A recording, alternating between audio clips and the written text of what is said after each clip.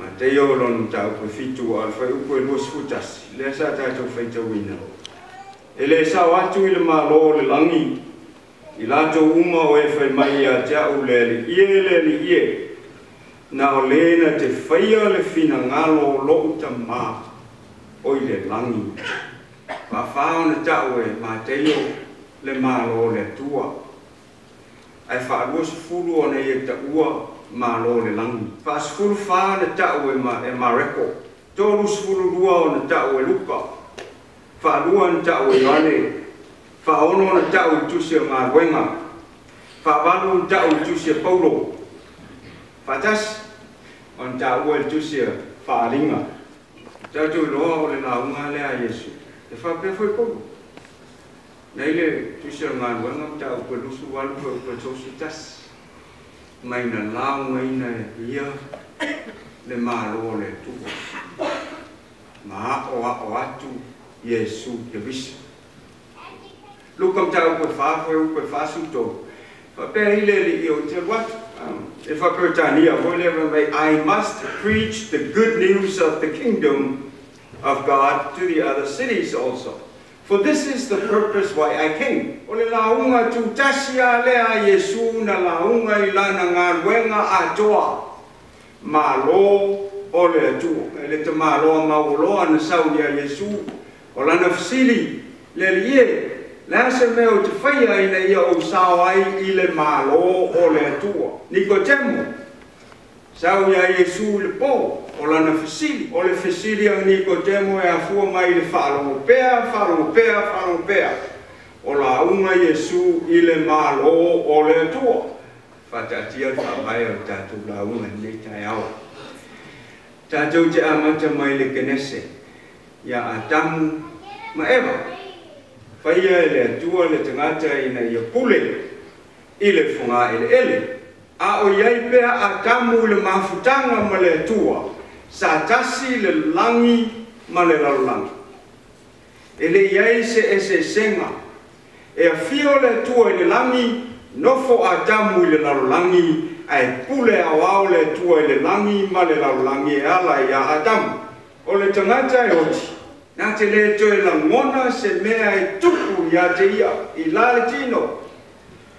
Mai le tua ia a tamu le asa te ai e fua la au le te oti ai sanga ima sa lau tōs futau sanga no la ia a tamu talu na ai fua la. Amena le oti ai. Ei le oti le tino.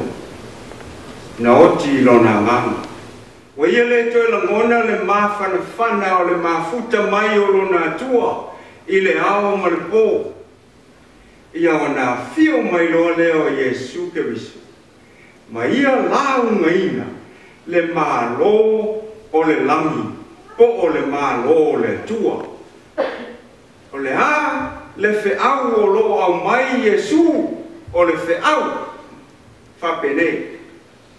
O le motu sanga na motu ai le ala lea I le langi, le ba o le tangata malona tua. O lea ua o sau e toe whaapipi. E whape fea ona e fausia, le fesota inga lea Yesu a le tangata malelangi e whapenei o mea umau te waai atu o lai whai e lo te maiunga o mea foina leo te whaia whai mai leo whaseio le hana mea te whamaroro ai tangata le sabat ma Yesu o lau te waai lai ngalue lo te maa whapena foi o na ofa le fina ngalo lo te ma o lo whaia I le langi, o lo o whaia I le lalo langi. Me lo le fasili e le isi tangata. Ai se alawa na lai o na fio mai le tua e ala ia Yesu ke viso, se ia whaama ngalo la na tangata anga sao. Ai awane ngalo ia I tātou le ka le sia le tu. E le solia e le tua la na male lenga ua uma o na tulei ma malele iai a o whaafofonga ma whaalongo le lalolangi ma le vani monimo ma mea uma o le tangata e pule I le lalolangi a whai e fia whai se tongi ola ma se whaolatanga mo tangata o loo I le lalolangi e le whaia mai I le langi e tatau o na iai se tangata na te whaatinoina. Hei se maua waanga sala tangata umalawa. Maua le o ai le manuia e whawawau. Le ori o lo tātou atua. O na liu tino tangata lea o le atu. E tatau o na avea o ia matangata ina ia mawhai o na ia whaola ina tangata. E le mawhai o na ia whaia mai luma. O mea uma e manuia ai tangata. E ui a le tua i tangata. O atu whanonga i Israelu tau le sami ula. Tua o loo iei e kupito o te tuli mai. Luma le sami ula. Tangi mose i le tua. Mai le tua i te tangi mai o lea. Ia tau le mana. E ia te oe le pule. Whaatino lau pule. Se ia luatu mana. Pena ngā ruenga le tua malantangata. Whaatino e oe le mea. Aia patu e au le mana i tino mai. Mose. Ia. Whaloloanu to toko. A whaloloa to toko. Mose mai le tua ia. Okay, thank you. Boom. Mai rua sami ulau. Sāwa wali nuk. O le isi tū vai mai o atu vai pito o atu pēr vai mai Mose i le tua. E la maua mai mako. E te alanga mai o le aia te hau. Do something. Whaloloa to toko. Kia whaloloa to toko Mose. Ngai oi mai le tua. O le malo lea o le tua. O le ngā ruenga le whiri o lo whaine. O le tala no mai ia i tātou. Ma whaamanatu mai lo tātou le ama. Whaamanatu mai lo tātou le ma whaia o se mea. Whaamanatu mai le fia o le tua ia i tātou. E pei lava o na le fia o tātou mātua ia tātou a mio a tātou laiti. Ma whaamanatu ma mai mea le anga i tātou. Ma tineia le tātou whaatua. Ina nei o tātou a langa atu i le tua. Ma tātou whaaloa atu o tātou lima. O na matala leo le mana o le tua e ala mai lona malo i le lalo langi le mea. E atu so o Yesu e fsiria Yesu. Nā le winga o le whata oto. Na e tala no ai. Yesu ia vai oto. E whapea ia le malo le tua. A o wao i le motu o tangata. O te tala noa i whata oto. O le wha longo a le toatele. O le whata oto.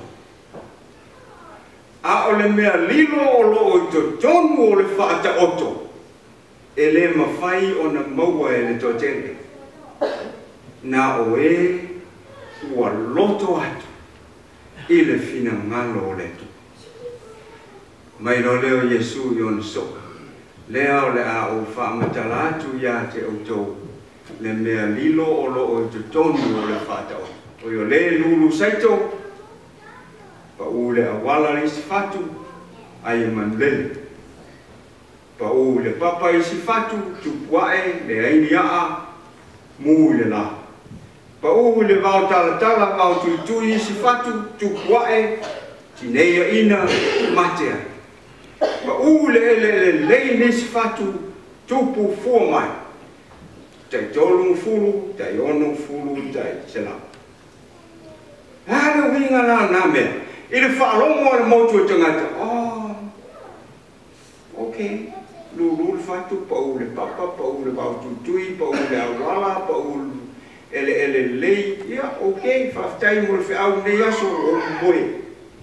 Ai whai mai le whesilia le tangata o loo nau i le ami o tonu o le tua. O le ala le winga o le ane. O le ala mea na e te whetalai mai ai Yesu. O le ale. Le aulo le lafi mai tu tonu o le whata oto na e au mai. E su oi, ia o le whatu o le upu. O ele o loto o tangata. A palasi atu i le ele e ai le ala o tangata fua ia ai. O lai no fo ai ale fili la watu ale upu ka o le fili pu e. le ke o. E o isi e watu, palasi e papau. E papau, whape ile tangata e papau. E lotu voile le ona polase me e maua. A manea launga o fifia o, se maea launga so le vea so. O lana kua. E te al ma kai o e po ma le ko e po ke le se so to le uti ko me o tu ke no me o so fa ma sino. Ta sa mo mo. O kuspa ia le. Malo. E ole. Fatu e po ule. O fatu le te le na mo wai e fana. Fetoso a ina solo la te o langa. Le mea. E vanga na ngalo le upu. Vanga na ngalo. Ia lo na foi watu le upu e mo fuma sabe. A foi la fa pe le make sense la pe aku economics and da. Ai o mai a. Le tua o le a lo fina ngalo mo au ile so. Mo ia le ala e papa ma le vautui ai to tele alfa na o le tua. E fia ai ma fia inu le me tom. E ni aso fe lo ai to ai fe mesol. Ma roa, ma ngai o fe au la sa. O me ko nga ma fo fa ma tala mai lo me la tu. Ele fa ya la pala la sa. Ele o me fulano fa ma fa la uma la sa. Ai na fa pe fea na fai mai na fai atu ai fai fea. Sau ma le fia ai. La unga le fai fea o na o na fatino le fatotua le fa fangaina le fa na o le tua e mo moli le mana o le tua e anga i le nganga po ia i lo loto le vai o nai te fia inua. Le areto le nai te fia tau mawhai le tai aole le. E ave le nganga le tamai upu whapea e tongi atu o na ia tofi lea ma tufa e tusa o le manao le tangata o le malo le tua o loo i te tonu o le manu o le apena ngā malo le tua i le se malo e whainga tā ai leo se malo ko i whainga ia o le ala le winga hao o ngā tātou o le i e ngā lue a le tua ai na te moa sa ilia se tangata. O le tangata e ofo ina atu lona tangata atoa i le tua. O le tangata e le fefe po le ase mea e oo i a te ia. O le tangata e le popole po a manatu o tangata i a te ia. Ai na te whaatino le fina ngalo o lona atua. Ngata na tau te whaalau tele ina le malo o le atua. Ma liulo tātou wali o Iesu Keriso. Ma ngalo uma tangata uma o e whaatua tua i a te ia. Toi wheso tai le tangata i lona atua e pei o nei ai le amatanga e le iangasala a tamu ma ewa. Ona whaia lo leo le fina ngalo le atua i le lang, i le lalo lang. E pei ona whaia i le lang. Ona tupu a wao lo leo le atua i le langi ma le lalo lang.